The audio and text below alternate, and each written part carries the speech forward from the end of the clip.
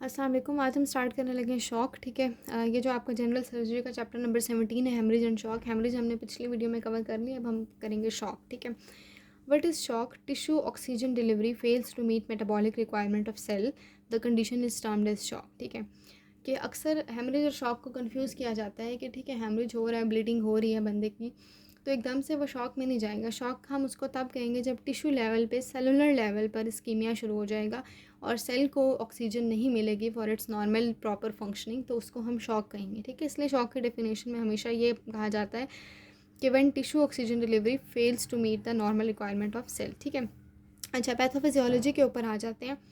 तो इसमें बेसिकली होगा क्या? ठीक है, अब सेल को आपके ऑक्सीजन मिल नहीं रहा, वो नॉर्मल काम नहीं कर रहा, तो उसमें दो चीज़ें हो जाएंगी, एक तो सेलुलर इस्कीमिया हो जाएगा और एक आपका फ्री रेडिकल इंजरी हो जाएगी। ठीक है, सेलुलर इस्कीमिया है, टिश्यू को ऑक्सीजन नहीं मिल रही, जब ऑक्सीजन नहीं मिल रही तो ज़ाहिर है वो एरोबिक रिस्पायरेशन नहीं कर सकेगा, it will shift towards anaerobic respiration. और एनारोबिक में आपको पता है कि जो ग्लूकोज होता है वो पायरोबिक एसिड से डायरेक्ट लैक्टिक एसिड में कन्वर्ट हो जाता है। ठीक है, तो लैक्टिक एसिड जब ज़्यादा होना शुरू हो जाएगा बॉडी में तो मेटाबॉलिक लैक्टिक एसिडोसिस हो जाएगी। ठीक हो गया। उसके बाद है लाइजोसोमल डिस्ट्रप्शन। लाइजोसोम्स क्यों काम नहीं करेंगे? क्योंकि देखें सेल को नॉर्मल ऑक्सीजन नहीं मिल रही ना, ऑक्सीजन नॉर्मल नहीं मिल रही, इसका मतलब है एटीपी भी नहीं बन रही। जब एटीपी नहीं बन रही तो सारे पंप्स भी काम करना छोड़ देंगे, सोडियम पोटेशियम पंप भी ठीक काम नहीं करेंगे, जिसकी वजह से आपके जो सारी ऑर्गेनलीज हैं ज़ाहिर है वो भी ठीक काम नहीं कर रही, तो लाइसोसोमल भी डिस्ट्रप्शन हो जाएगी और उसकी वजह से ज़ाहिर है कि मज़ीद वर्सनिंग हो जाएगी, शॉक की ऑर्गन फेलियर की तरफ भी बंदा जा सकता है। उसके बाद है इन्फ्लेमेशन। डिफरेंट आपका ये रिस्पॉन्स है ना बॉडी का, ठीक है, कि ऑक्सीजन नहीं मिलती तो वहाँ पे इस्कीमिया होता है, वहाँ पे डिफरेंट इन्फ्लेमेटरी मीडिएटर्स रिलीज़ होना शुरू हो जाते हैं, जैसे TNF अल्फ़ा है, IL, इंटरल्यूकिन्स वगैरह। ठीक है, तो ये सारी चीज़ें वहाँ पे ज़ाहिर है रिलीज़ होना स्टार्ट हो जाएंगी। फिर फ्री रेडिकल इंजरी है जिसको इस्कीमिया रीपरफ्यूजन सिंड्रोम भी कहते हैं। अच्छा, ये इसलिए इम्पॉर्टेंट है क्योंकि देखिए फॉर एग्जांपल एक टिश्यू है, उसको ऑक्सीजन नहीं मिल रहा था, अब उसने अडेप्ट कर लिया है। ठीक है, उसने अडेप्ट कर लिया है डिक्रीज़ ऑक्सीजन के साथ कि उसने कैसे कैसे मैनेज करना है, लेकिन अब आप उसको काफ़ी टाइम बाद आपने ऑक्सीजन नहीं दी, एकदम से उसको ऑक्सीजन देंगे तो क्या होगा, वहाँ पे फ्री रेडिकल्स बनना शुरू हो जाएंगे। ठीक है, उसको कहते हैं रीपरफ्यूजन सिंड्रोम, क्योंकि एकदम से जो सेल के अंदर पोटेशियम था वो रिलीज़ होगा। ठीक है, फ़ौरन से जब पोटेशियम रिलीज़ होता है ना तो वो क्या करता है, मायोकार्डियल डिप्रेशन कर देगा, वेसल्स की भी डायलेशन कर देगा और मज़ीद बंदे की सिचुएशन को ख़राब करके हाइपोटेंशन वगैरह इवन ऑर्गन्स को भी डैमेज कर सकता है। ठीक है, तो मेन जो पैथोफिजियोलॉजी पता होनी चाहिए वो ये कि एक तो सेलुलर इस्कीमिया हो रहा है जिसकी वजह से मेटाबॉलिक लैक्टिक एसिडोसिस हो जाएगी, लाइसोसोमल डिस्ट्रप्शन हो जाएगी और साथ इन्फ्लेमेशन हो जाएगी। फिर फ्री रेडिकल इंजरी की वजह से पोटेशियम रिलीज़ होगा, मायोकार्डियल डिप्रेशन होगा, वास्कुलर डायलेशन और हाइपोटेंशन।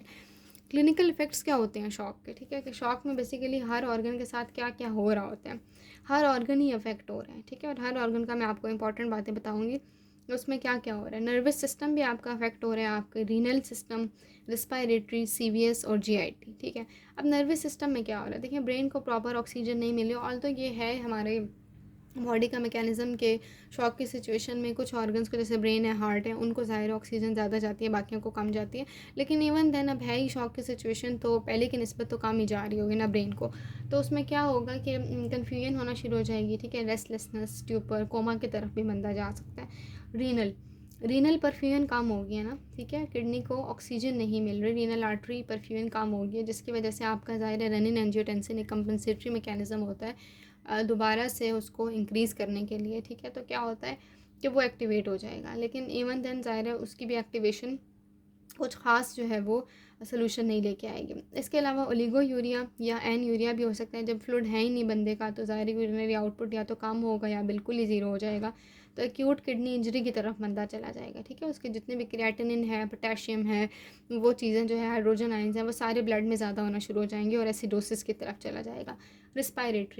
रिस्पायरेटरी में ये होता है कि टेकिपनिया, ठीक है, शॉर्टनेस ऑफ ज़ाहिर ब्रेथ होगी, ठीक है, हाइपोक्सिया हो जाएगा, पल्मोनरी एडीमा की सिचुएशन डेवलप हो जाती है अगर कार्डियोजेनिक शॉक है तो, और एक्यूट लंग इंजरी भी हो सकती है। CVS में क्या होगा कि डायस्टोलिक प्रेशर कम हो जाएगा, जब ज़ाहिर है ब्लड फ्लो कम आ रहा है तो हार्ट को भी ब्लड फ्लो कम मिलेगा, हार्ट को ब्लड फ्लो कम मिलेगा तो प्रॉपर कॉन्ट्रैक्ट नहीं कर पाएगा, तो आपका कार्डियक आउटपुट भी कम हो जाएगा। ठीक है, और वही बात है कि वहाँ पे भी ज़ाहिर है लैक्टिक एसिडोसिस वगैरह होगी, तो ऐसी एसिडोसिस की सिचुएशन है, पोटेशियम ज़्यादा है और हाइपोक्सिया है, तो इन सब चीज़ों की वजह से डिफरेंट किस्म के एरिथमियास प्रोड्यूस हो जाएंगे। जीआईटी में क्या होगा कि ज़ाहिर है हाइपोपरफ्यूजन है, ऑक्सीजन यहाँ पे भी नहीं आ रही, ब्लड नहीं आ रहा, तो उसकी वजह से डिफरेंट जो बैक्टीरियाज़ वगैरह हैं वो आपके निकल के ब्लड स्ट्रीम के अंदर जाना शुरू कर देंगे और प्रॉपर एब्जॉर्प्शन भी नहीं होगी, ठीक है। तो ये हो गए आपके क्लिनिकल इफ़ेक्ट्स ऑफ शॉक। उसके बाद आ जाते हैं सेवेरिटी ऑफ शॉक, कि शॉक की क्या सेवेरिटी है। एक शॉक होता है कंपनसेटेड, एक होता है डीकम्पनसेटेड। कंपनसेटेड शॉक वो होता है कि जो बॉडी का कार्डियोवास्कुलर एंडोक्राइन मतलब कंपनसेटरी मैकेनिज्म, तो आपको पता है बॉडी में हर ही ऑर्गन ऑलमोस्ट उसको कंपनसेट करने की कोशिश कर रहा है, ठीक है। तो आपको पता है कि आपके लंग्स, ब्रेन और किडनी में जो है वो ब्लड सप्लाई ज़्यादा जाना शुरू हो जाती है, क्योंकि वाइटल ऑर्गन है, ठीक है, और बाकी तरफ थोड़ा थोड़ा कम हो जाता है, ठीक है। तो हमें कहेंगे कि कुछ हद तक बॉडी ने उसको कंपनसेट करने की कोशिश कर दी है। डीकम्पनसेटेड में 3 सिचुएशन होती हैं, माइल्ड, मॉडरेट, सेवियर। डीकम्पनसेटेड का मतलब है कि आप बॉडी कंपनसेशन की तरफ नहीं, मज़ीद ख़राब होने की तरफ जा रही है। तो माइल्ड शॉक, माइल्ड में क्या होगा कि बंदे को टैकीकार्डिया होगा, टेकिपनिया होगा और यूरिन आउटपुट भी उसकी कम हो जाएगी और थोड़ी बहुत उसको एंजाइटी होगी, ठीक है। लेकिन जो ब्लड प्रेशर है ना वो अभी भी मेंटेन है, ठीक है। जो मॉडरेट शॉक है उसमें ये होता है कि जो रीनल कंपनसेटरी मैकेनिज्म है वो काम नहीं कर रहा है, यूरिन आउटपुट भी ज़्यादा कम होना शुरू हो जाता है, 0.5 ml पर केजी से कम हो जाता है, और पेशेंट में अब जो ब्रेन रिलेटेड सिम्टम्स हैं, ड्राउजीनेस वगैरह, कन्फ्यूजन, वो आना शुरू हो जाएगी और इसमें ब्लड प्रेशर भी कम हो जाता है। सवेयर शॉक में इतना ज़्यादा टैकीकार्डिया और हाइपोटेंशन होता है, यूरिन आउटपुट बिल्कुल ज़ीरो, ठीक है, ज़रा भी नहीं होगा, और पेशेंट ज़ाहिर है बिल्कुल बेहोश हो जाएगा और उसको सांस भी सही नहीं आ रही होगी। तो ये सब सवेयर सिचुएशन है, ये डीकम्पनसेटेड शॉक में आ जाता है, ठीक है। अब हम स्टार्ट करते हैं क्लासिफिकेशन ऑफ शॉक से, ठीक है। क्लासिफिकेशन आपको मैं बताती हूँ। शॉक को हम क्लासीफाई करते हैं 5 टाइप्स में, ठीक है। हाइपोवोलेमिक शॉक है आपके पास, डिस्ट्रीब्यूटिव शॉक है, कार्डियोजेनिक शॉक है, ऑब्स्ट्रक्टिव शॉक है और एंडोक्राइन शॉक है, ठीक है। ये 5 टाइप्स हैं जो कि आपको आनी चाहिए। हम नेक्स्ट वीडियो से शुरू करते हैं हाइपोवोलेमिक शॉक। Thank you.